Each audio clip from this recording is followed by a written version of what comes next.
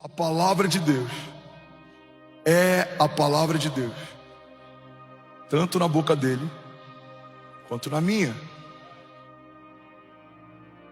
Pega isso aqui, irmão. Porque somos carregados de autoridade quando somos carregados de palavra? Porque a palavra de Deus continua sendo palavra de Deus, tanto na boca dele quanto na minha. Paulo diz: se um anjo descer do céu e apresentar para vocês um novo evangelho, considerem maldição, anátema. Nada vai ser acrescentado, nada pode ser removido, não pode ser atualizado. A palavra de Deus é perfeita, porque ela não contém Deus, ela é Deus. A palavra de Deus é o próprio Deus. Ela é suficiente, ela é poderosa. Ela liberta cativos, ela quebra cadeias, ela cura enfermos, ela libera destinos, ela ativa promessas, ela libera milagres, ela renova o cansado, ela levanta o abatido, ela livra as famílias que fazem parte do povo de Deus, ela sustenta as promessas que saíram da boca do próprio Deus, ela nos dá direções, ela nos lembra da história, ela nos diz o que não fazer e ela nos mostra para onde estamos indo e o que Deus espera de nós. Ela é a nossa base de segurança, ela é onde devemos ancorar a nossa alma, ela é a base onde devemos sustentar aquilo que cremos. Se aquilo que cremos não corrobora com aquilo que Deus está falando, estamos crendo errado, precisamos nos arrepender. Se aquilo que esperamos não está alinhado com aquilo que Deus está dizendo a nosso respeito, precisamos ressignificar aquilo que estamos esperando, porque aquilo que Deus disse a meu respeito não vai acontecer nos céus, já aconteceu, está estabelecida como uma cláusula pétrea, não pode ser alterado, não é uma democracia, não depende de opiniões de homens, tanto faz se a criação ao meu redor não concorda com aquilo que Deus disse a meu respeito, aquele que prometeu é fiel para cumprir. Se o inferno não está feliz com aquilo que Deus disse a teu respeito, diga então para reclamarem com quem te estabeleceu. Foi ele quem escolheu Davi, o seu pai não escolheria Davi, os seus irmãos não escolheriam Davi, ele foi esquecido, estava abandonado, mas Deus mandou chamar Davi. José foi vendido, foi feito escravo, estava cativo, mas no tempo de Deus, Deus mandou chamar José. Paulo era um perseguidor de igreja, matava cristãos, ele era alguém que estava fazendo algo ruim e tinha mãos sujas de sangue, mas Deus mandou chamar Saulo. Irmão, talvez você em algum momento era a pessoa mais improvável para viver promessas de Deus, carregar ações de Deus, mas a despeito do teu passado, Deus mandou chamar você. E o Deus que chamou é o Deus que sustenta. E o Deus que sustenta é o Deus que faz acontecer aquilo que Ele prometeu que aconteceria. Levante suas mãos em nome de Jesus, declare com autoridade. Diga: o Deus que me chamou me sustenta. Vamos, diga com autoridade, feche teus olhos, diga: o Deus que prometeu é fiel para cumprir. Ele não é homem para que minta, nem filho do homem para que se arrependa.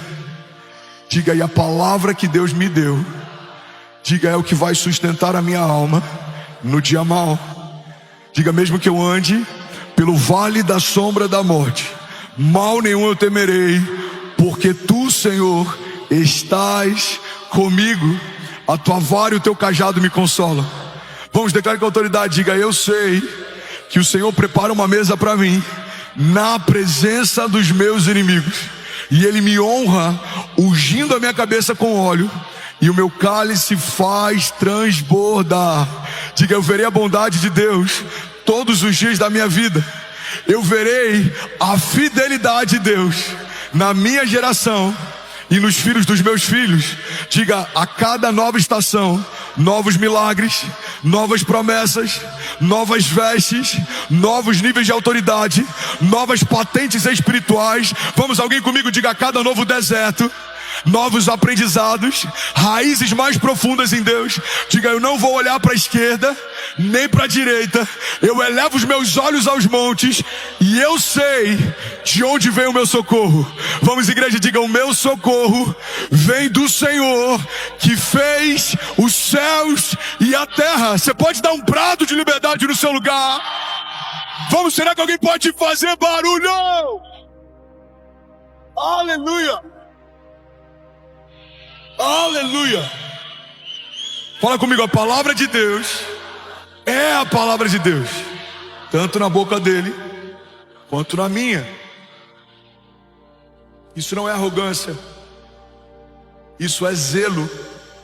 Precisamos ter cuidado com aquilo que falamos a partir daquilo que ouvimos, porque a palavra de Deus é a palavra de Deus, tanto na boca dele quanto na minha.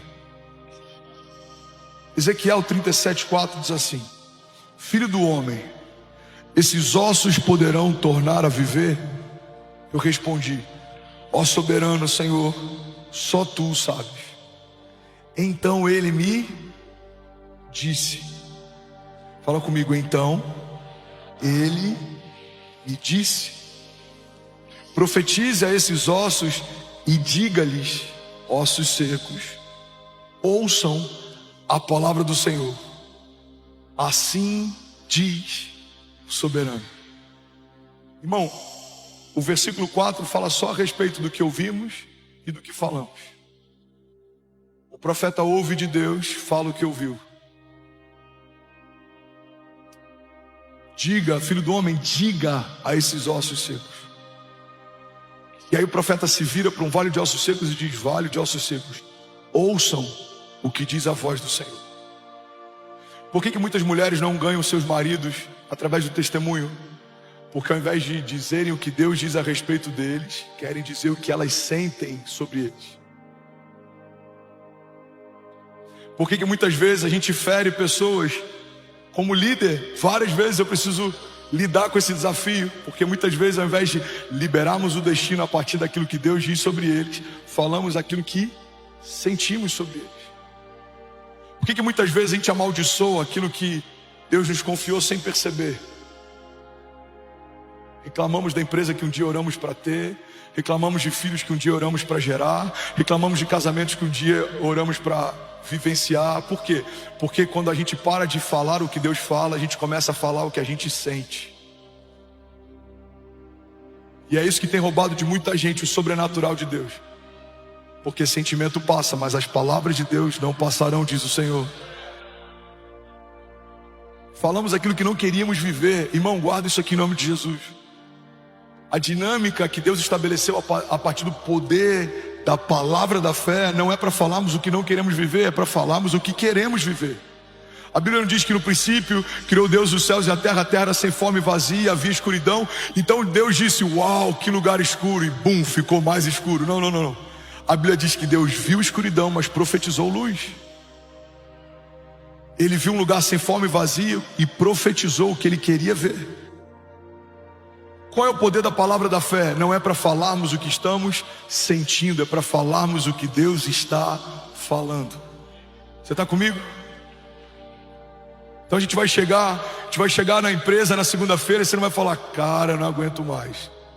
Não, você vai falar assim: Senhor, eu creio que ainda essa semana o Senhor vai me surpreender com milagres, sinais e maravilhas. Pai, eu creio que aquilo que o Senhor disse a respeito desse negócio vai se cumprir. Abra as comportas dos céus, libera sobre a minha casa bênçãos sem medidas, de tal maneira que os meus celeiros não comportarão. É o que a gente está vendo na igreja. Eu acredito que não existe uma igreja pequena, existe uma visão pequena de igreja. Eu sei o que Deus me disse, eu sei o que Deus me mostrou. Eu preciso falar aquilo que eu estou vendo, eu preciso falar aquilo que eu estou ouvindo. Alguns dizem: pastor, você não acha que já está bom? Eu preciso comunicar aquilo que eu ouvi de Deus. Nem começou. Sim, temos desafios, muitos. A gente precisa melhorar no discipulado, a gente precisa melhorar no kids, a gente precisa melhorar na logística, a gente precisa melhorar no parque, a gente precisa... Irmão, mas tudo isso faz parte daquilo que Deus está fazendo. Porque se Deus está mostrando isso para você, é porque Ele espera que você faça parte da solução daquilo que está vendo. Deus está chamando a gente para construir a igreja que a gente sonha. Mas eu vi essa igreja, eu estive lá, eu preguei nesse púlpito.